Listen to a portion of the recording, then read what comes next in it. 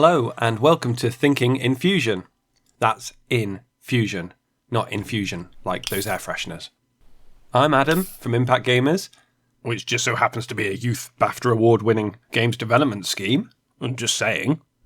And in this multi-part series, we'll be taking you through the games design software Clickteam Fusion 2.5. Clickteam Fusion 2.5 is a fantastic tool to be able to quickly make a game. Originally, it's designed to make 2D games, but now with DLC, that's expanded into 3D. Titles you may know made with Clickteam is the original Five Nights at Freddy's, Baba Is You, the original Escapists, and there's loads of amazing indie stuff. And there's websites like Clicktopia that allows you to play other people's games. Each episode will start with a summary of what's in the session with timestamps so you can jump to the more in-depth section later on. With each topic in the video, we'll tell you what it is, how you access it in Fusion, how you use it, shortcuts, and best practice. So consider this like a video manual. Rather than a tutorial on how to make games, an instruction on how to think about how to make games. There's already loads of resources online. There's a Clickteam forum, which has loads of friendly people who will help you. There's some tutorials within Fusion itself, or on the Clickteam website. And there's YouTube with a whole load of varying tutorials, but obviously the best ones are Impact Gamers. Other YouTubers are available. So let's crack on with the first topic. What is Clickteam Fusion? Clickteam Fusion is games development software. No, not like that. It's easy games development software. Pretty much, if you can read and you can use a mouse, then you're ready to learn Clickteam Fusion. It runs on a Microsoft Windows PC and older versions of Mac, and clever people have got it to work in Linux. We'll be explaining it to you all through the eyes of a Windows user. If you want to make a small to medium game with no code and you want to make it quickly, Clickteam Fusion 2.5 is the software for you. So that's what it is. Where to get it? Well, there's different versions. There's a free version, which doesn't have all the features.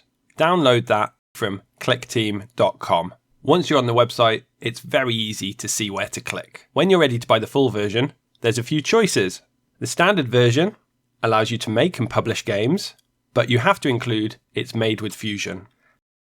The developer version has a few added features. It allows you to distribute your games without reference to it being made in Fusion.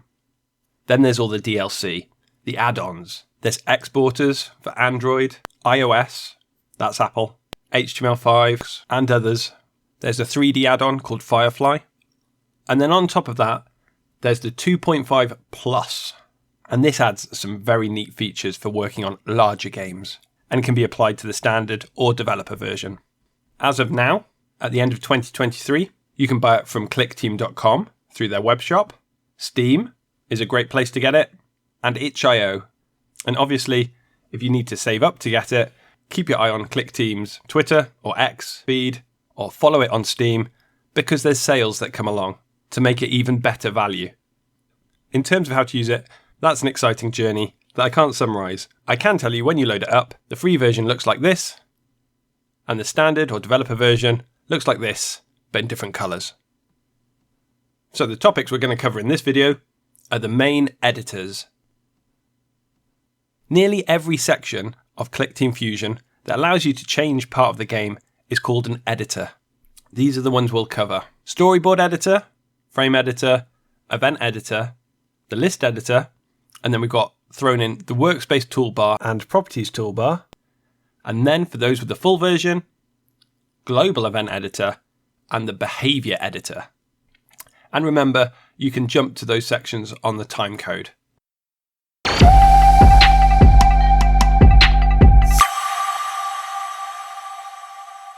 The Storyboard Editor, a summary.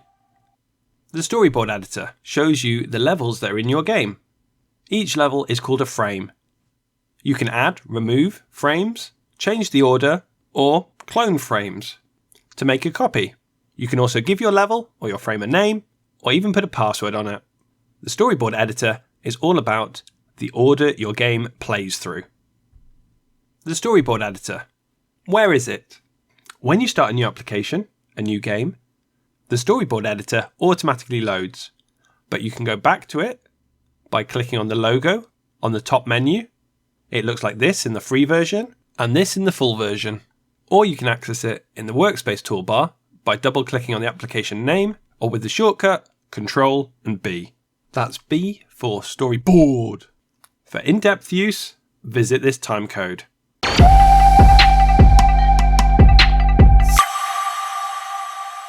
The Frame Editor. The Frame Editor is where you add objects, that's any item or even a plugin extension, into your game, and where you can position them to create your level in your frame. How to access the Frame Editor? To access it from the Storyboard editor, the fastest way is just to click on the number next to the frame. You can also access it from the top menu by clicking on its icon, which looks like this in the free version and this in the full version. On the Storyboard editor, you have to select your frame before you can do that. From the Workspace Toolbar, you can double-click on the frame to go straight to the Frame Editor, or in the Workspace Toolbar, you can right-click on the frame and go straight to the editor, or use the keyboard shortcut of Control and M. That's M for frame. Jump to this timecode to see some of the basics of using it. Some specific advanced things will follow in a further video.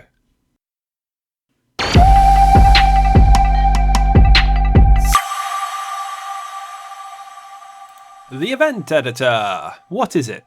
This is where the rules, the code, the events are created for that specific frame, the level that you have selected. All the specific ways you want your frame to behave are created as conditions with actions that will run, if the condition is true, in a grid format to form a line of an event. The Event Editor. How to find it? Once you've got a frame selected, you can access it from the top menu, and the icon looks like this in the free version, or this in the full version. You can right-click on your frame in the Workspace Toolbar and select the Event Editor. You can also use the surprisingly predictable keyboard shortcut of Control-E for Event Editor. Jump to this timecode to see some of the basics of using it. Some specific advanced things will follow in a further video.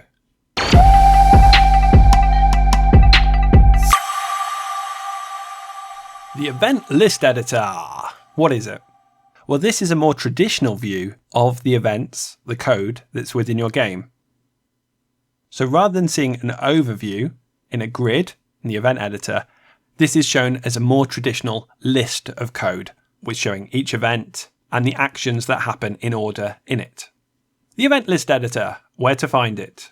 If you have your frame selected, or it within another editor of the frame, you can click on the logo on the top menu bar, which looks like this in the free version and this in the full version. And a nice and easy shortcut of Control and L for the Event List Editor. If you want to see the use in more detail, go to this timecode.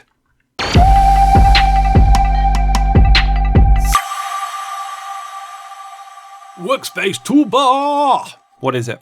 This will show an overview of your application and everything within it. The frames, the levels within it, and the objects within those frames. Right-clicking on an aspect of the game you want to change will bring up a menu of shortcuts. The Workspace Toolbar, where to find it?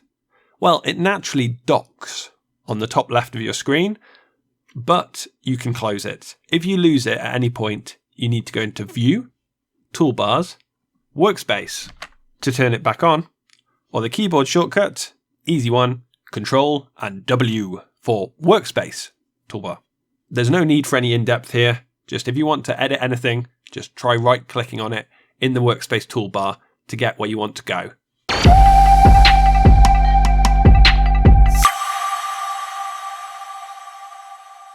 Properties Toolbar. The Properties Toolbar allows you to change aspects of your application, your frames, and your objects that are within the game. For example, if your object is visible, if your object has a movement attached to it, even its size and width can be changed in the Properties window. It really is the fast forward of games production for Clickteam. Without it, you'd have to do so much coding to get things going. The Properties Toolbar, where to find it?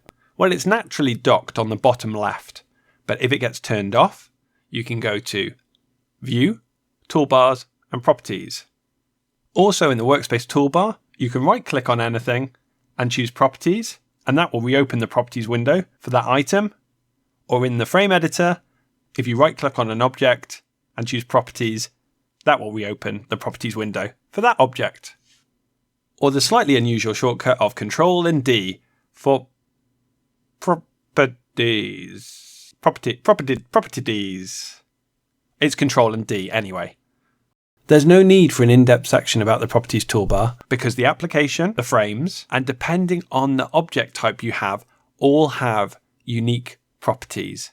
They have similar categories, but within them you'll have some unique properties that you can change for that object. Pretty much every time we create a new object for our game, we'll be changing some properties in the Properties toolbar.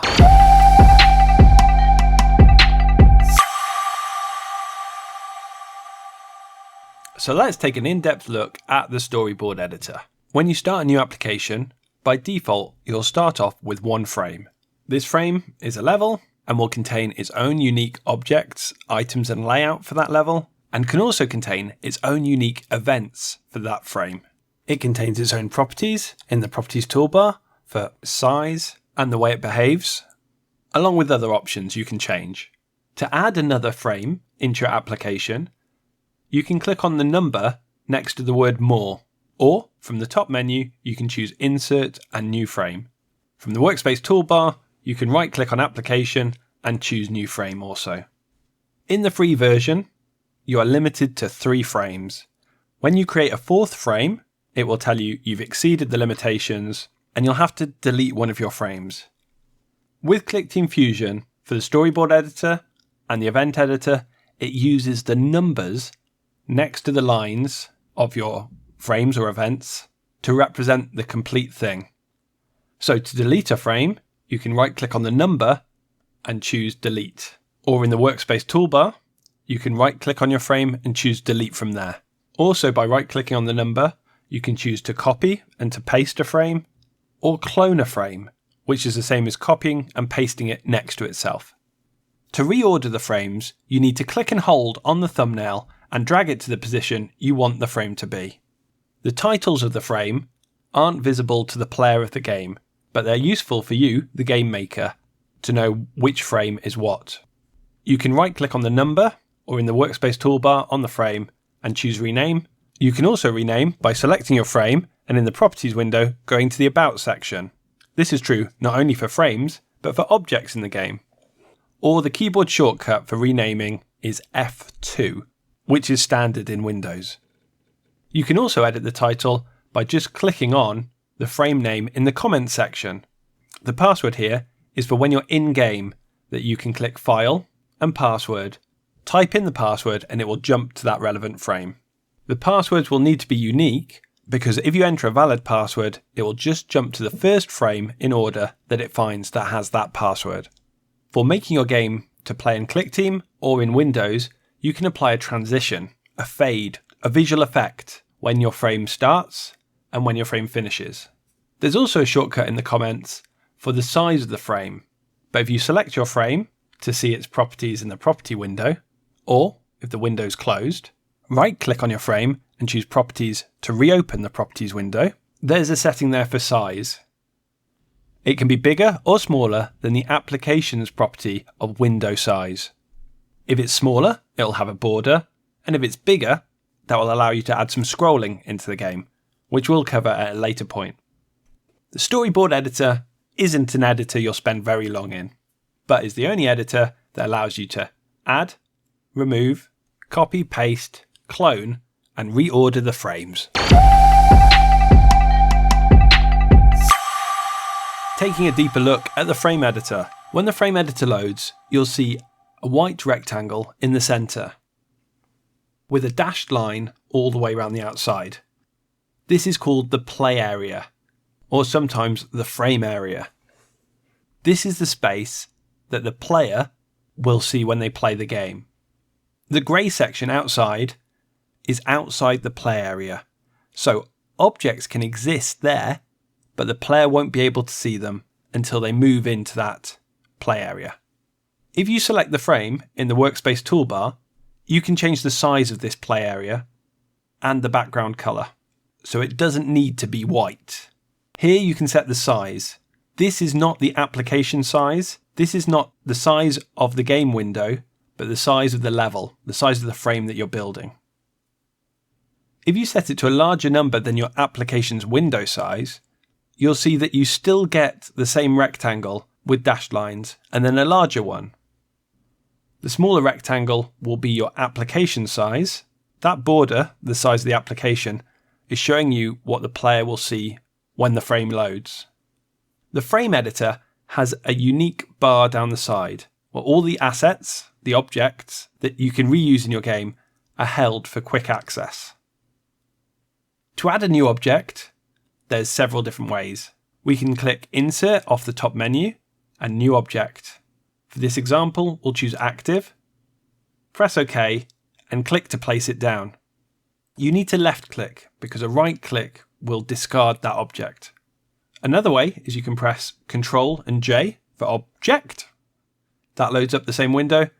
You can right click in a blank space and choose Insert Object, or you can double click in a blank space and that will immediately load up the Create New Object window.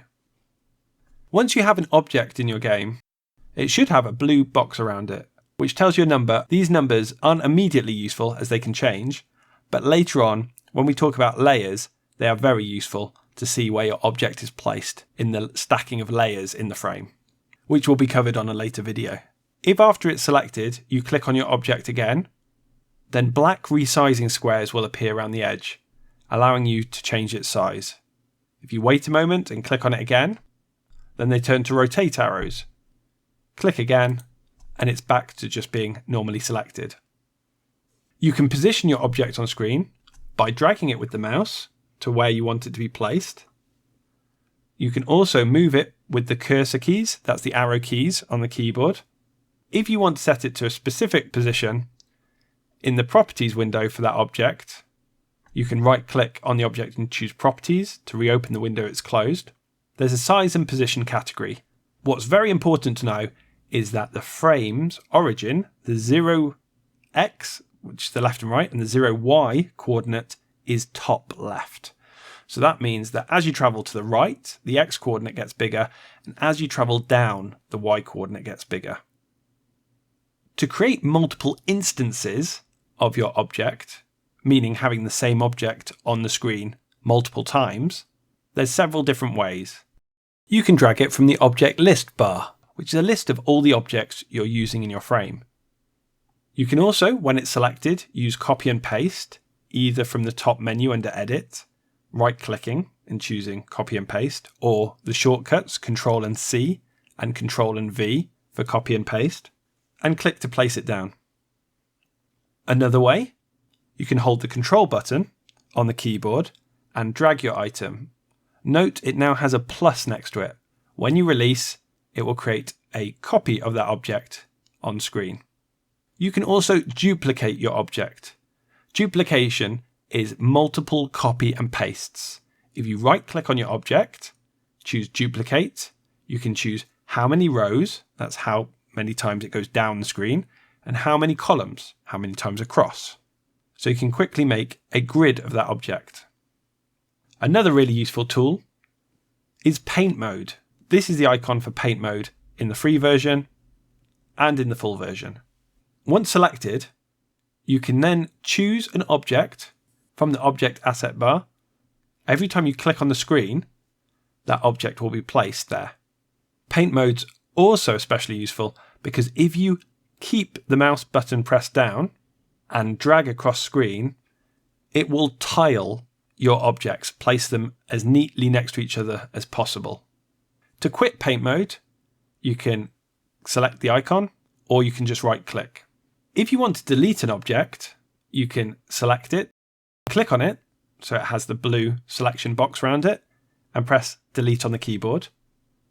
You can right click and press delete as well. To delete multiple objects, you can hold down Shift on the keyboard and make multiple selections by clicking on objects and then press delete. Or you can drag a selection box around the objects you want to delete, making sure that you fully encompass the whole object in order to select it. Be careful when deleting objects, because if you delete all of one type of object, it will be deleted from not only the object list bar, but also any events in the event editor about that object will also be deleted. To make positioning of objects even neater, you can turn on the grid.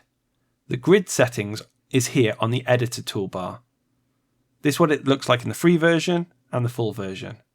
If you're missing this, you can turn it back on in View Toolbar's Editor Toolbar. You can set the origin of the grid. It's normally useful to leave it at 0, 0. The size. By default, an object will be 32 by 32 pixels when you add it to the game. The colour of the grid, and if it snaps to the grid or shows the grid. To snap things to the grid, all you need to do is move them. This works for a selection as well if you move them all together. It also works, and works especially well in paint mode. It may be useful to lock an object, meaning in the frame editor you can't move it or select it. To lock an object, move it to the position you want, right click and choose Lock. In order to unlock, you have to hold down Shift and Control and click on the object.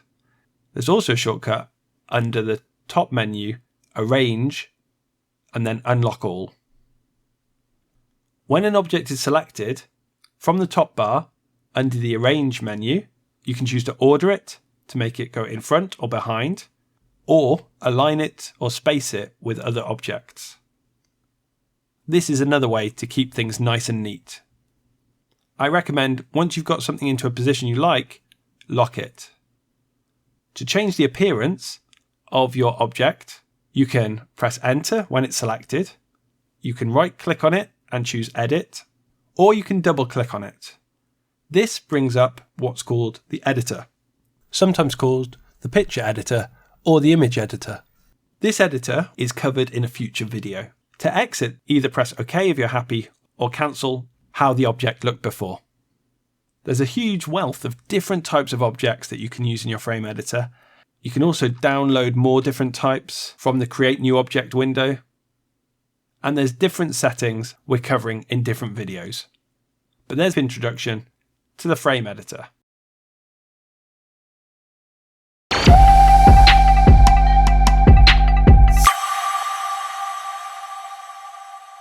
The event editor. I've said it in a big way because it is a big part of Clickteam Fusion 2.5. This is where the coding happens in the game, and this is my preferred editor, but listen on and find out how the event list editor can do the same controls. The reason I like the event editor so much is it lays out all your code in a really easy to see grid. You have conditions as rows going down the left hand side. These are if statements, if something's true, if the player collides with an enemy, if the timer is got to 1 minute, if player 1 has run out of lives. All those if statements. And if the condition is true, then all the actions on that row will trigger. An action is displayed normally as a tick underneath the object of the column on that row. When you load it up, it will show you 6 columns that are preset and then any other non-backdrop object you've added into your game. The cogs, special conditions, the speaker for sound, the chessboard for storyboard control, the timer for timed events, the shiny diamond for creating new objects, the mouse pointer and keyboard for mouse and keyboard control, and player 1 representing your player control, your score and your lives. To demonstrate the event editor, I've added in some extra objects into my frame. I've added an active object, P1, that's the character the player will control, and I've given it a movement, which is covered in a later video. I've added an enemy, an active object for the enemy, and the lives object, which only displays the lives rather than controls them. So to create a new event, you can click on the words, New Condition, or you can click from the top menu, Insert, Line of Event, or you can right click on the numbers if you need to insert a new condition and choose New Event, and that will load up the first condition window. But by far the easiest is clicking on the words New Condition, the words themselves, not the box. When you do that, it will load up all of the objects that you can check for your condition to be true.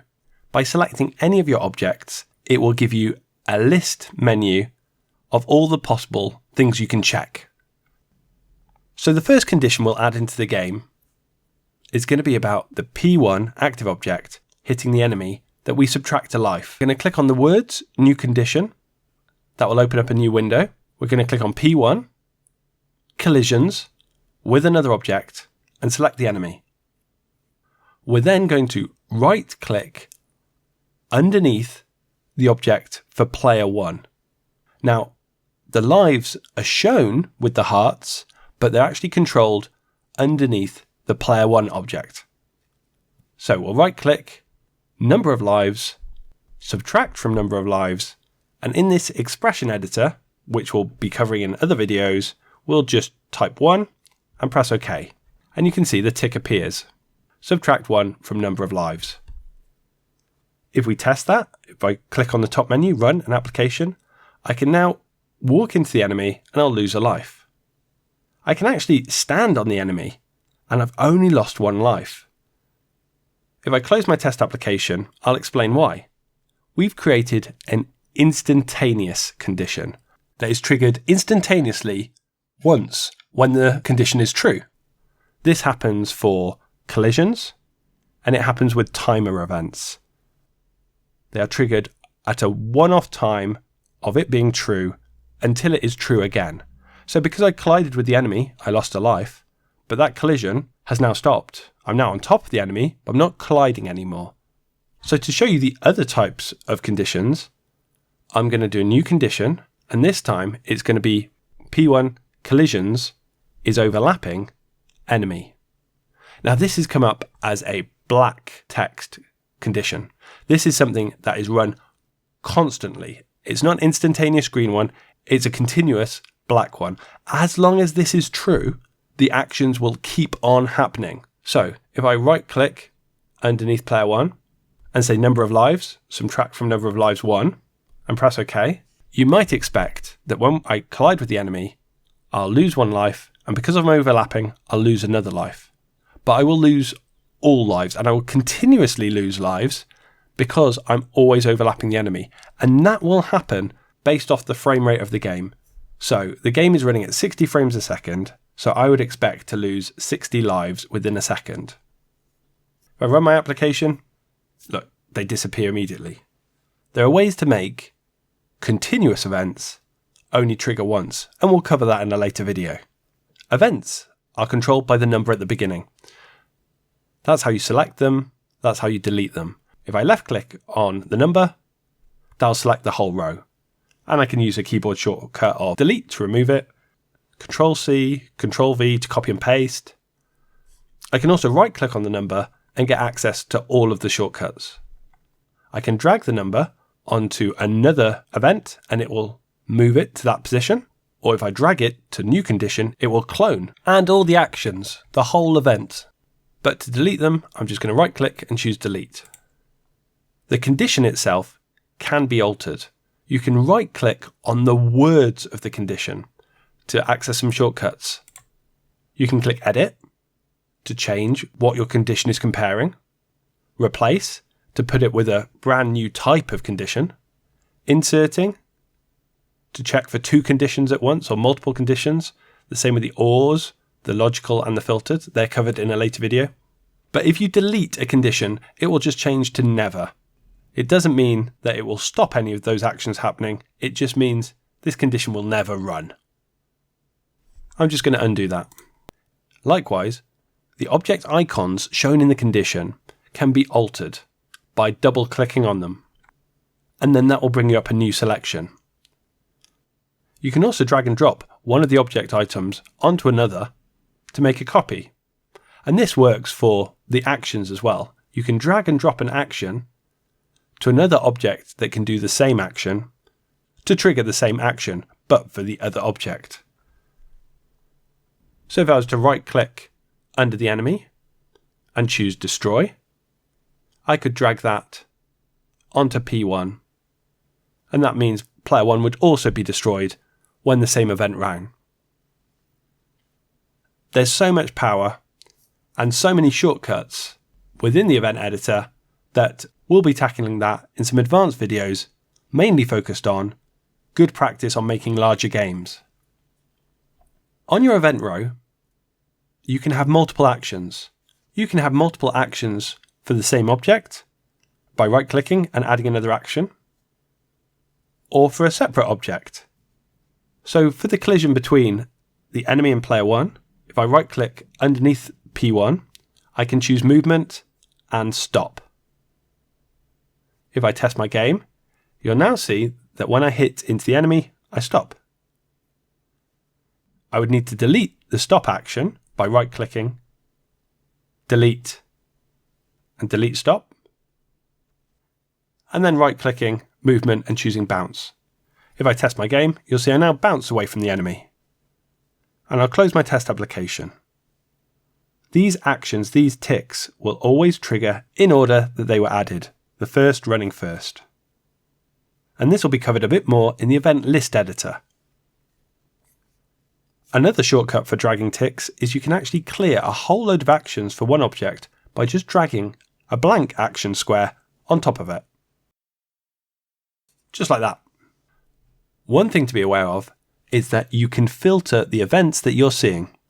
So if I was to click on the timer, it would look like I had no events shown.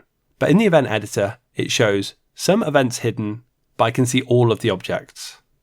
And you can see also that my rows don't start on number 1. To unfilter it, just reselect the object that's selected.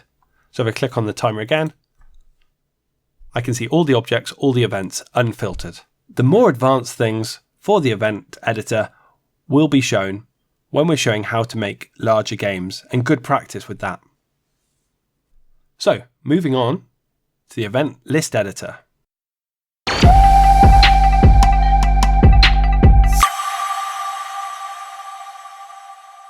Event list editor!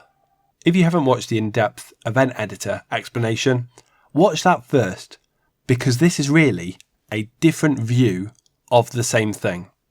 When the event editor shows everything in a grid, the event list editor shows everything in lines of code, much more similar to traditional programming.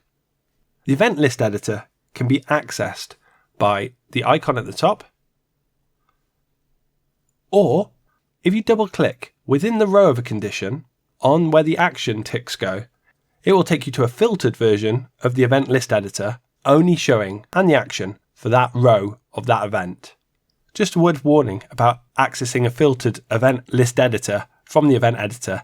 It does block you from running your application and saving your application. So if those are grayed out, it might be that you're in a filtered event list editor looking at the condition and actions for one event. All you need to do is return to another editor, and then you can save or test your game as normal. The event list editor is really useful for changing the order of your actions. You can drag and drop your actions to change the order in which they run. Everything else is similar to the event editor. By pressing New Condition, you can set up a condition, and then you can click on Insert Your Action here. It will allow you to select your actions from a window rather than a grid. If you need to add more than one action, you can right-click on an action that's already there and insert. And right-clicking on an action gives you options to copy and to paste, replace, and other things. But just like the event editor, all the actions on that condition will be run in the order shown when that action is true. So it's extremely useful for checking through the order of which events are actioned in your game.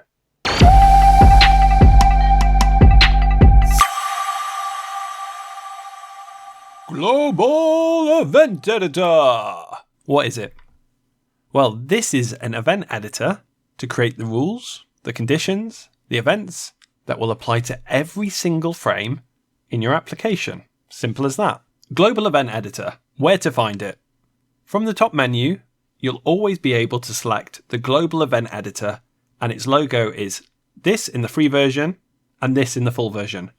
But, hold up, if you add global events in the free edition, it will lock out your game, telling you you've exceeded the limits of the free version, so don't use it in the free version.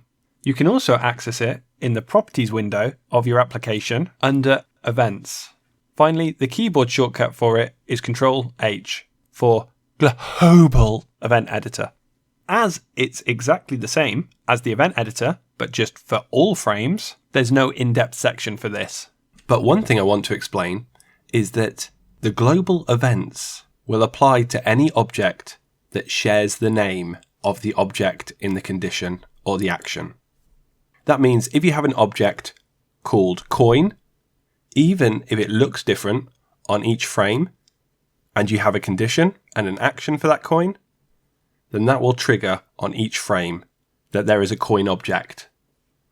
To add a condition in the global event editor, quite often you'll need to import your object. That's this icon here. All that means that will load it onto the grid of actions so that you can have conditions and actions for that object.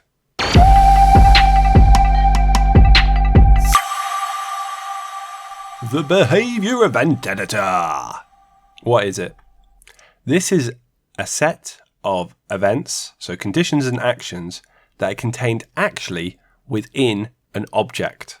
This means that if you load that object into another game or another frame, those events, those rules, will be imported in with the object. We covered this in depth in a later video because this is really useful for when you're making a larger game or working in a team. The Behavior Event Editor. Where to find it? The Behavior Event Editor is within each object and is accessed only through their Properties window. In the Events category, under Behaviors, click New, select the three dots and Edit. How it works?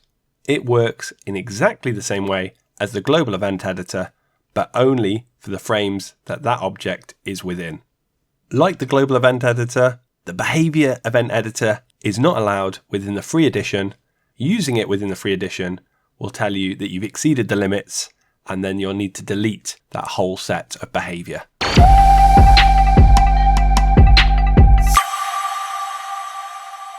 Just want to point out the order in which events run.